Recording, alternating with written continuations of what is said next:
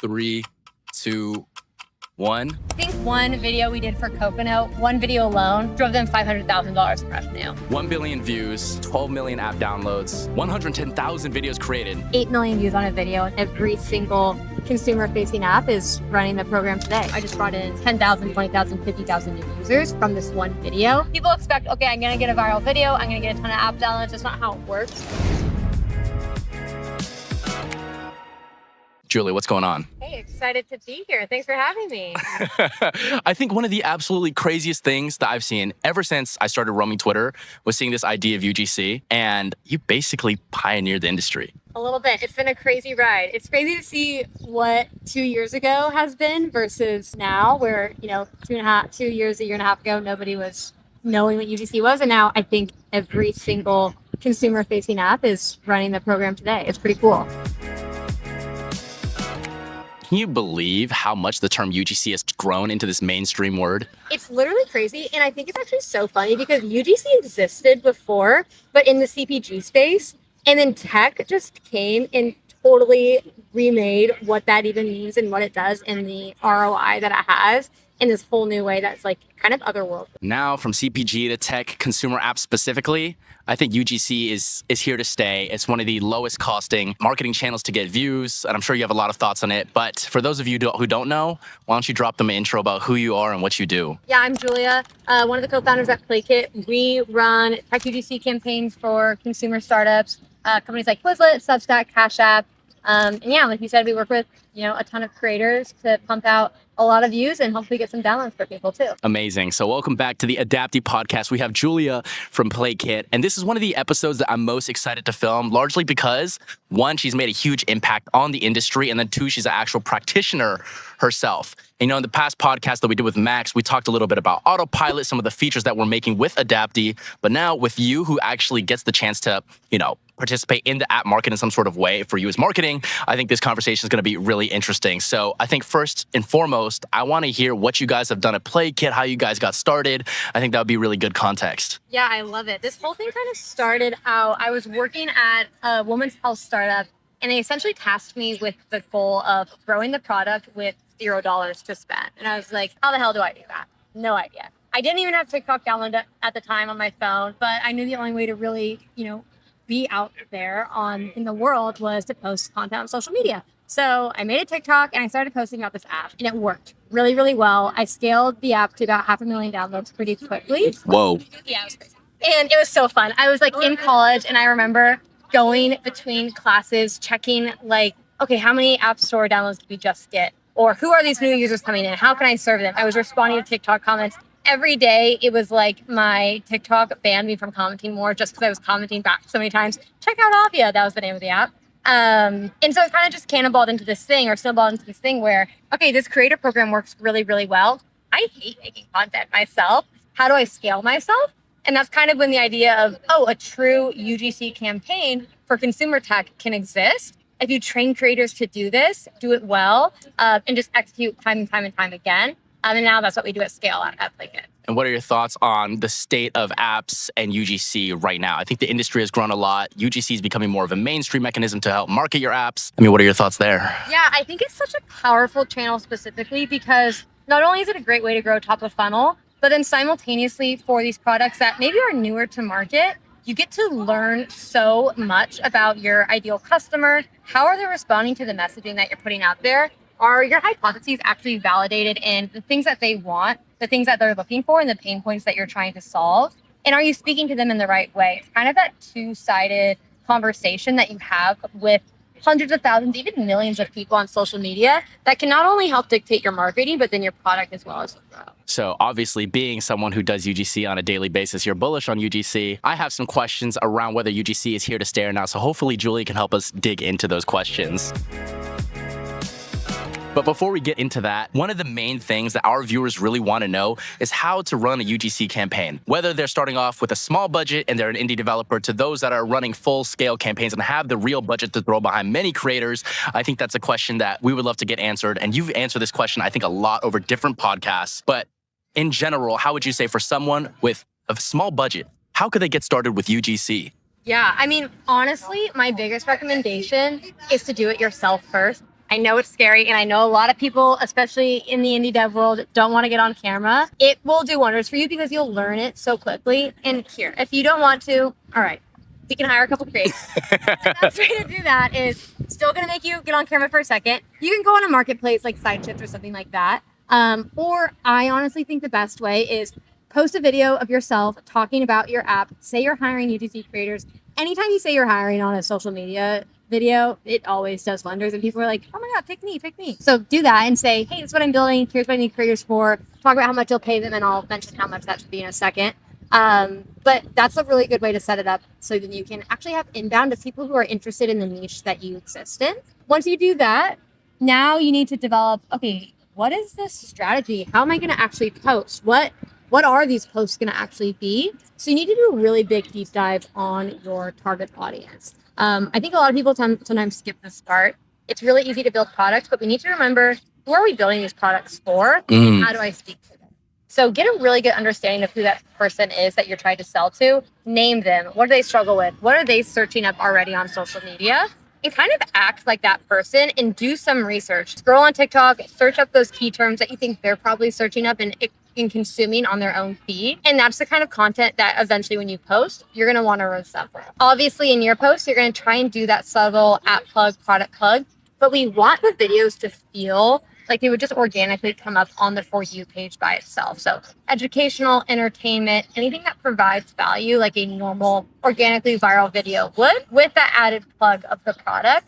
And that works because it's helpful and it's speaking to that pain point that we previously identified. Yeah, happy to go into like any more details there, but that's kind of the lay of the land. One of the questions that we get a lot is, how do we structure the contracts with these creators? And on top of that, how do we keep them motivated throughout the process and put them in the best positions to succeed? And I think that's what you're saying, right? You should create the content first to understand what things have the potential to go off so that then you can coach your creators. Because something that I see with UGC programs, especially ones in tech, the same formats, everyone's running the same thing, and maybe there's not a lot of innovation or push to try different things out. But how do you make sure that the program itself is actually built for, one, sustainability, and two, for success? Yeah, great question.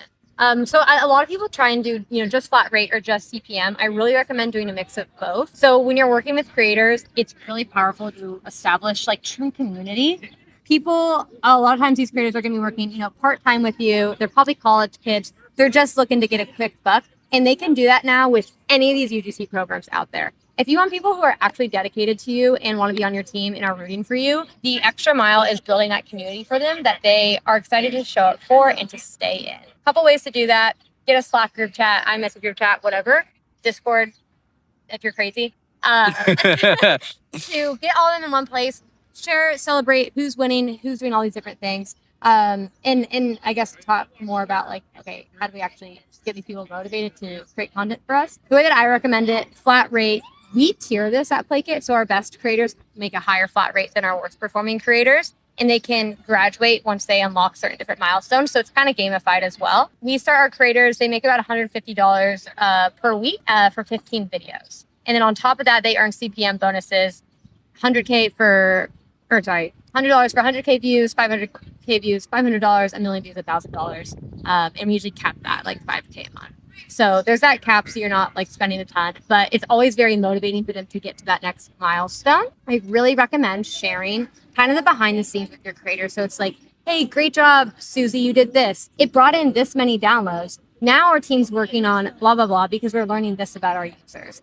That like shared experience is really motivating for people psychologically because they can see that their end result is actually producing something for the company that they're working with.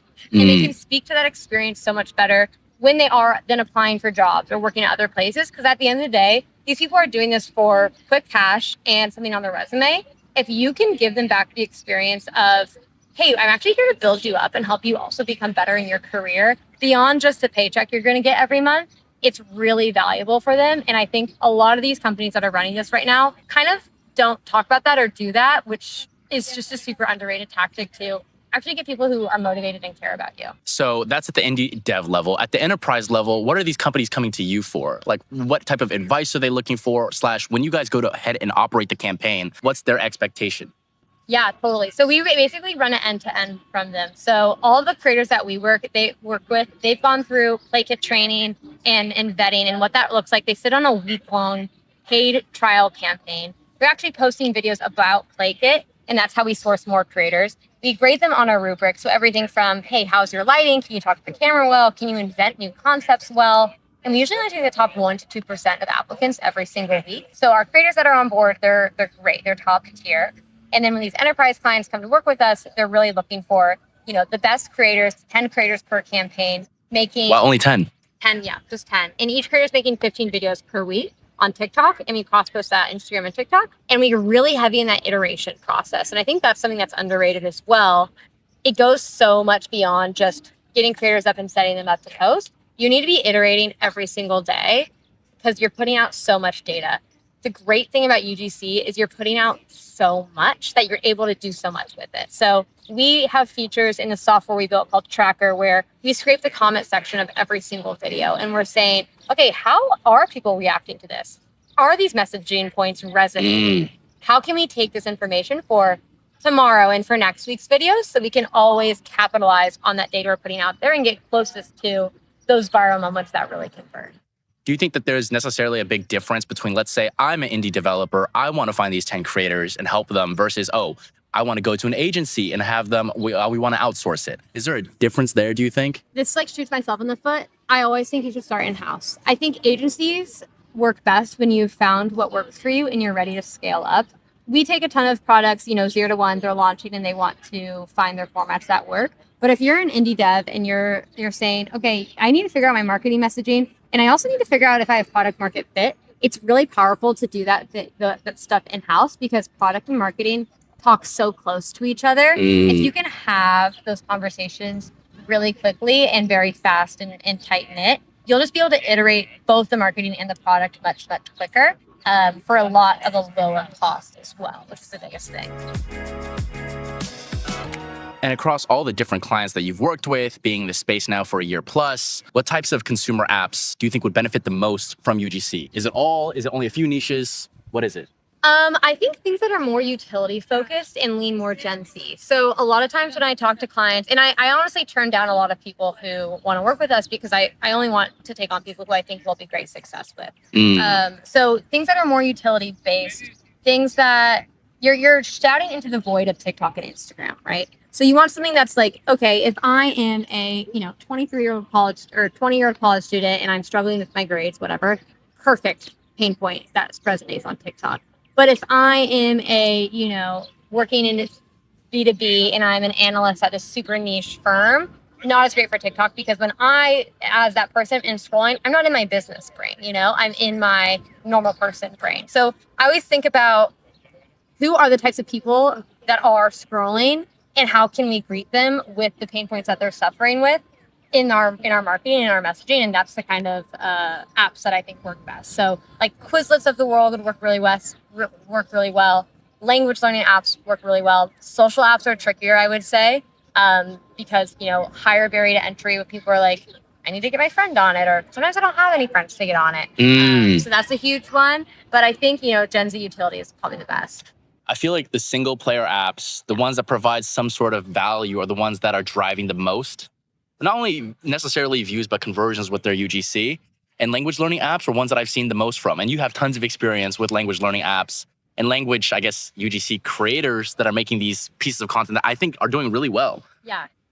I feel like language learning is one of those places too, where if someone sees it, whether it's through the implicit hook, the subtle reference, or something a little bit more explicit, is actual value that can be, seen. Oh, 100%. It's very motivating too when I think the concepts you can do with language learning apps are so fun because you're able to hit a bilingual crowd on socials, which is already a niche that's tight knit. So you're tapping into a community, which is huge, right? And then two, it's motivating and inspiring. It's like, oh, I want to do that. Who has not said that you want to learn a second language, right? Or totally. Language. Like everybody wants to do that. So it's very easy to then convert those people to do it. Is there like a misconception people have or an agent or a client might have with UGC that you've seen? I think a lot of times people expect that it just works right away. But I think with everything else in startups and in business and honestly life as well, it's all learning, right? So, you're going to post a ton of videos and not all of them are going to go viral. And that's also not the goal. Those videos that get 1,000 views, 5,000, 10K views all stand as learnings and opportunities to improve for the next ones. And those things have to happen in order to get to those viral moments that all of a sudden, whoa, I just brought in 10,000, 20,000, 50,000 new users from this one video. And that was able to happen because of those other failings or learnings. Yeah, and I think one of the things too that's become a common topic about UGC is UGC can help us generate a lot of views.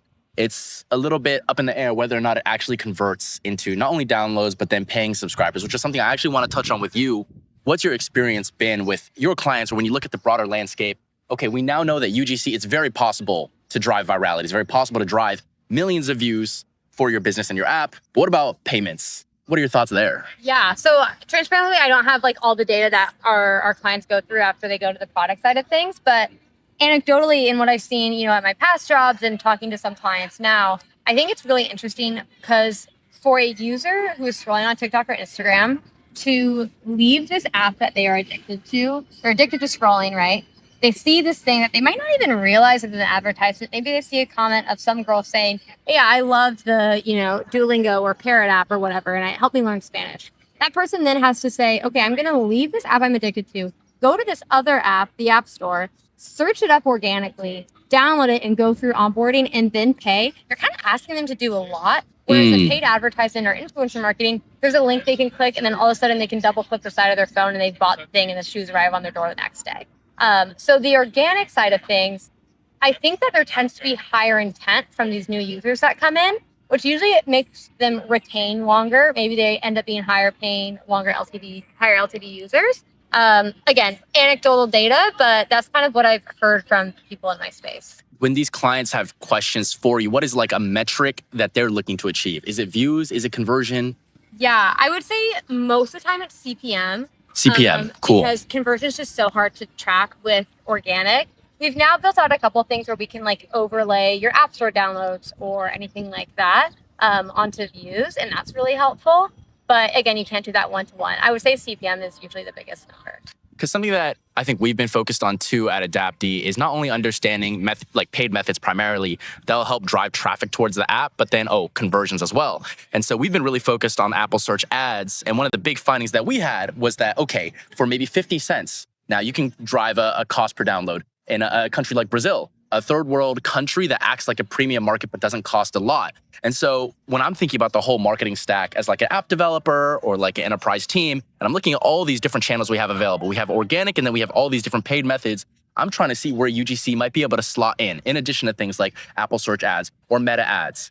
I don't know if you have thoughts there. Yeah, I mean, I think it's something that all works together, right? Like, I think the best teams are using UGC to validate their organic messaging or just their messaging in general, and then putting some paid ad spend behind it. And then also simultaneously saying, okay, people are really resonating with this type of messaging or this type of pain point. Let me make sure my App Store pages align with that. Or let me make sure my App Store search terms align with those things as well. So they all work together and they all are connected through those learnings you get through organic. Cool. And then when you were starting, because I know you were doing it for a while, was there a lesson you took away from that you now apply for your clients, your work?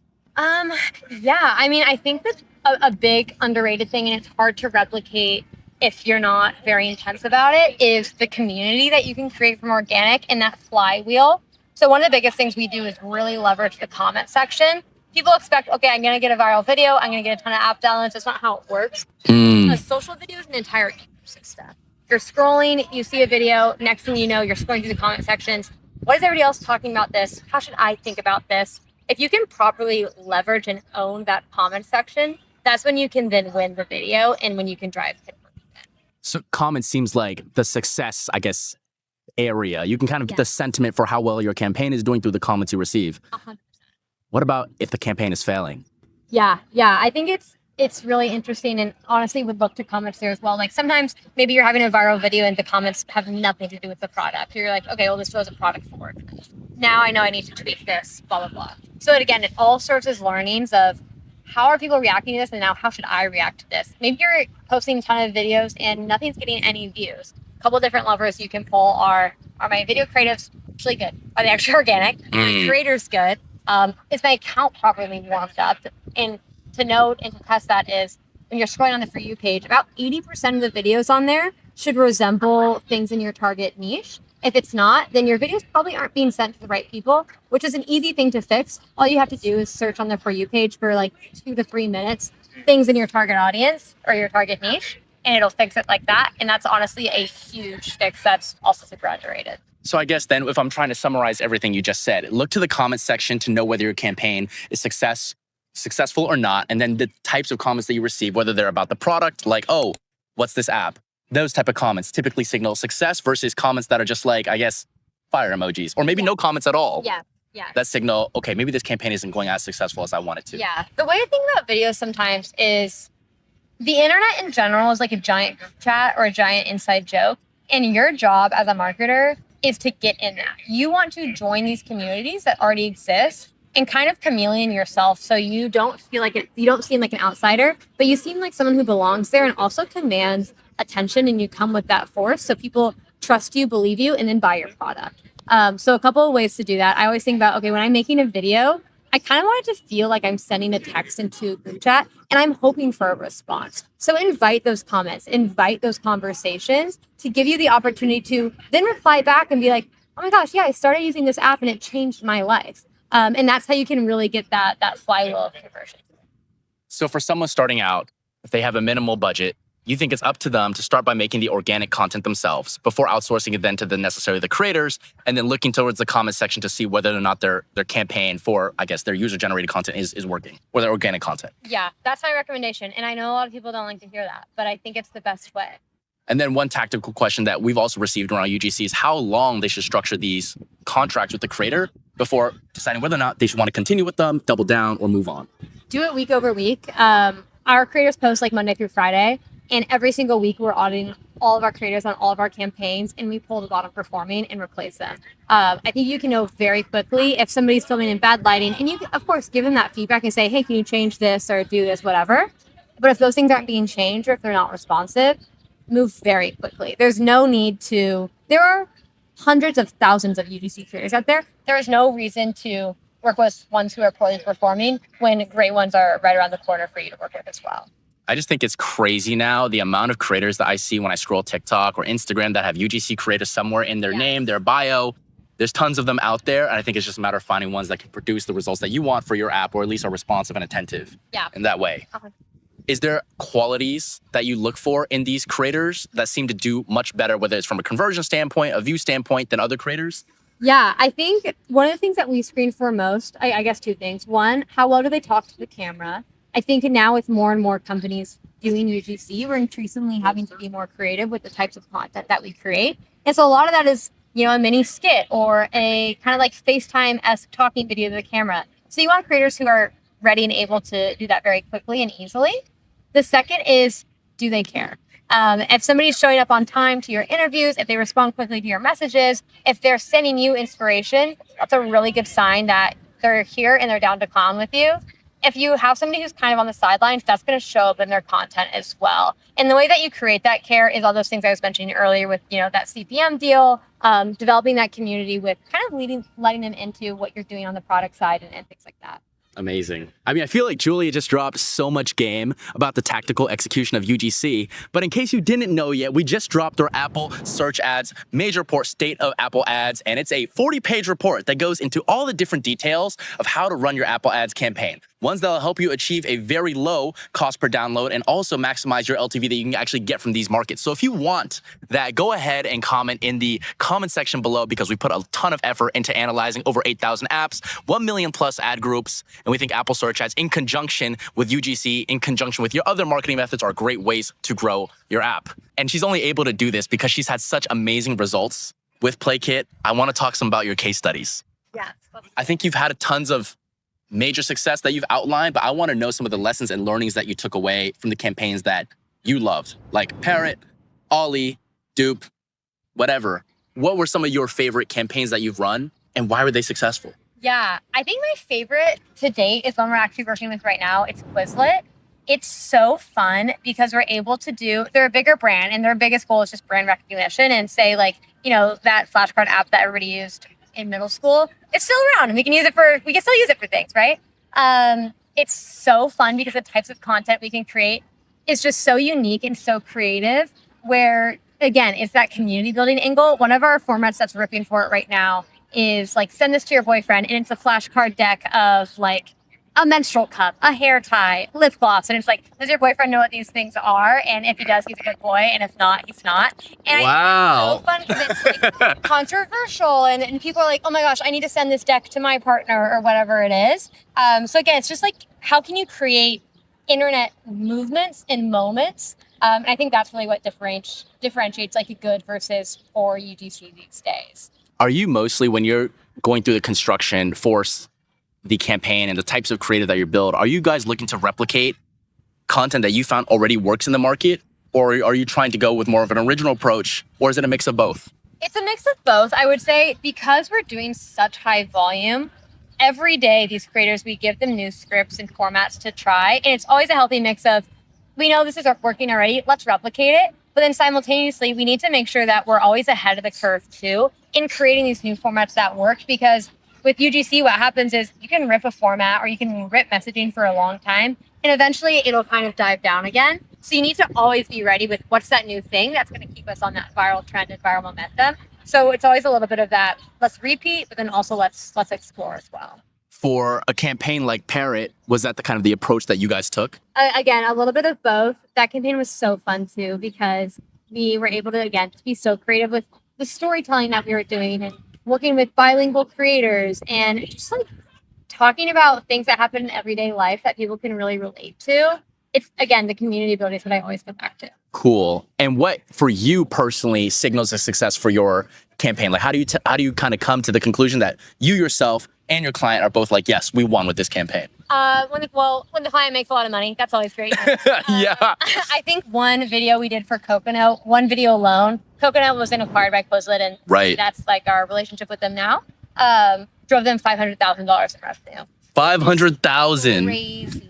One video, one 6 to 8 second video. A girl is just closing her laptop, talking about how like Coconut saved her on this test, and it drove a ton of installs, a ton of paying users. So that's always really fun to see. And then, the creator gets the big bonus when they get 8 million views on a video, and that feels good. It's celebrations for everybody. And so you guys are able to attribute the dollar back to that campaign. Like, oh, this video drove $500,000. Yeah, estimated from our clients because we don't have a lot of that data, but that's what they reported to us. That's pretty good. Yeah, hard to complain.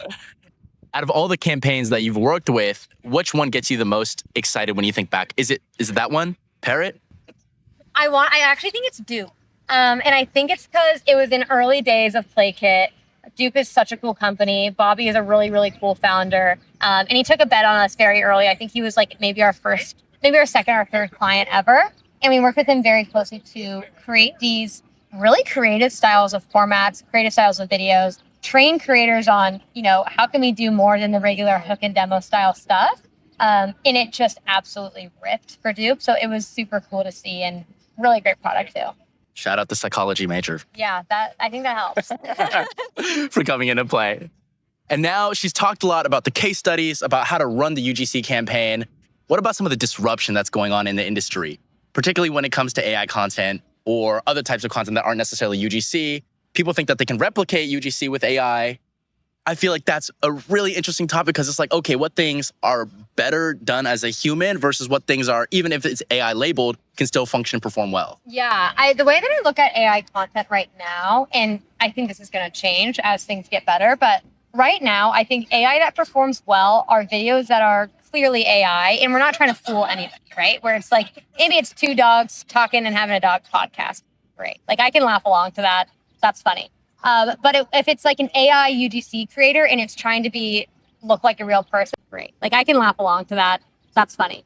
But if it's like an AI UGC creator and it's trying to look like a real person, I think that's when consumers catch on and it can feel a little bit sticky and misaligned there. That might change very soon as models continue to improve.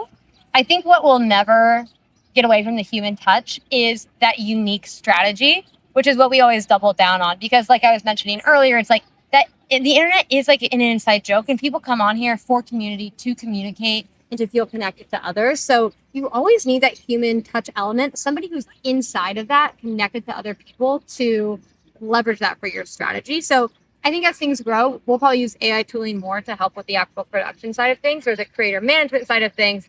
But that true unique strategy is always going to keep in mind. Got it. Because I feel like right now, too, so many people want to create AI UGC. But in that way, right, you're like, oh, we're not trying to fool anybody. People are trying to fool people with AI UGC. And like, this is a real person, but it's like, clearly it's not. Yes, exactly. And I mean, I think it can work for things when you're maybe serving, no offense, like an older demographic who maybe won't care or play into it as well or notice even. But I think when you're talking to Gen Z and you go on TikTok, you go on social media, a lot of Gen Z hates it. Like the sentiment is bad. The sentiment is so bad. Like I was talking to one of my friends the other night who's like works in tech and she just got, or like adjacent to tech and just got an internship that's very AI forward. And she's like, I don't want to take it because I'm like anti-AI. Wow. Like, you guys know AI is not going anywhere. But it's very interesting. They're super anti. So I would honestly be careful because it can lead to a very negative sentiment about your brand if you're serving the Gen Z market and they find out that a lot of the things you do are AI forward. I feel like AI is one of those things too. Right now, everyone's trying to find how to use it to their advantage. Is there something when you're thinking about how it fits in with PlayKit that you'd want to start using it for? Yeah, so right now we're kind of in the process of automating a lot of our manual processes, I guess. One of the biggest things is creator training and creator vetting. We have a full-time person on our team who is responsible for that exactly. And right now we're building out models that not only onboard our creators for us, but then also give them specific tips and rate their videos so they can understand how to improve. Wow. And then also helps us understand, okay, does this person maybe need a little bit one-on-one time? Does this person need to actually be removed from the campaign? So that's really helpful in that kind of video analysis. Got it. So mostly on a systems level. On a systems level. Would you guys implement it in some sort of offering that you guys would give to clients? I don't think so. Our goal, and I think our differentiator is we always want to be premium, that real like white glove feel. And so when we're working with, those enterprise clients, they want those real creators who tell those real authentic stories. So I don't think the AI UGC model will be for us. My mind can be changed as things change, but that's where we are right now. Amazing. The human touch, I think, is so relevant and so important. And to have like the strategy behind it, ultimately, that's going to allow you to have the most success, also, in my opinion. All right. So in order now to round out the episode, I'd love to hear a little bit more. You've talked a lot about the tactical things that somebody should do. So in case somebody really just wants the quick, succinct version, if a founder, an app developer is like, I want to start doing UGC right now, 3 things that they can get started with. Nice. Yeah. First thing, identify your target audience. Do that for you, page research. Really, really name that person. What are they doing today? What are they consuming on TikTok? And make everything that you do in your marketing for that one specific person. Second thing, create content yourself or find a couple creators and just start. I think a lot of people get over the hurdles like, oh, how often do I post? Or how much do I post? Or what should I post? Just start. It's a learning platform. It's a learning game. The more you do it, the more you're learning what does and what doesn't work. And with that as well, pay attention to what happens once you start posting. If a video gets, maybe even a couple hundred more views than another video, dive deep into what did you do differently on that one? Why is this working or why is this one not? And really just start to do that iteration process. I learned having not even had TikTok downloaded and just exactly with that of posting a ton and then figuring out what's working and what's not and doing it over and over and over again. And it took a long time, but eventually you figure it out. And now there's so many resources out there that you can speed up the process, but you just have to start. Got it. You just got to start. So many people want to engage with UGC, but it's time to start necessarily talking about it and start doing it. Rapid fire time. Just going to rapid fire some questions at you and you can just rip. App that you really want to work with that you haven't worked with yet? Strava. Strava. Why? I use Strava. I was telling you earlier, I don't use a lot of apps, but I love Strava. And I think the way that they have made running like cool again is just really interesting. And I love their product. Go Strava. Best format for UGC? Right now, I think talking videos. Anything that is conversational, community building, invites conversation, really strong. Favorite video that you personally made for any sort of app or campaign? When I was working at Avia, that women's health app, I had a video get so many views, and it was actually bagging Flow Health because there was 2 male founders. Oh, Flow Health, cool. Yeah, and the company I was working with was female founded. It brought in so many downloads, and then months later, I it worked with Flow, so it was kind of full circle moment. Best advice someone gave you about UGC? I think always be iterating, always be changing. Right? Where it's like things stall out very, very quickly. It's not a channel you can just kind of pause and be like, let's just see what happens. You always have to be on, which can be exhausting at times, but that's just the game. And last one, what are you most proud of? Having come all this way. It's been over a year and a half plus, right, since PlayKit started. Yeah, a year and a half plus. I think the community and the lifestyle that I create for my creators, my team, building a business is so fun because not only do you help other businesses thrive, but then you also create environment for your team to do their best and be their best. So giving those opportunities to them has been really, really special. You have anything in mind for the next 12 months for you and your business? Keep growing. We're hiring right now. So if you are somebody who wants to manage creators, do strategy, be client facing, we're hiring UGC engineers. But yeah, we want to keep growing, keep developing on the tech side, and just keep plugging away. Amazing. PlayKit's come such a long way since its inception. It's driven UGC probably to the heights that it is now. More consumer apps should be making UGC, should be investing in UGC. And of course, if you're with Adapty, we would love to have you go ahead and check out what PlayKit is doing. Where can they find you guys? You can find me on Twitter and LinkedIn, Julia Pintar, Pintar, and then we're PlayKit, PlayKit.XYZ. PlayKit's doing some amazing things. Thank you so much, Julia, for taking the time. Thanks for having me. This was super fun. All right, and we'll see you guys in the very next one. Catch you soon.